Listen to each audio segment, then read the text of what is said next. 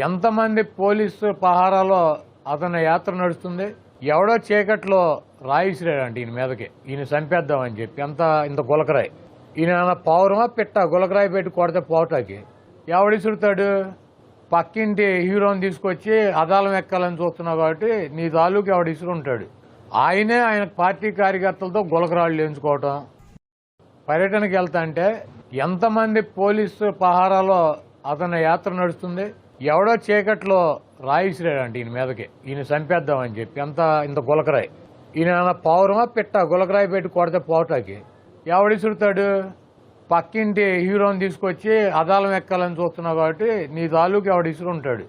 ఆయన పార్టీ కార్యకర్తలతో గులకరాళ్ళు ఎంచుకోవటం.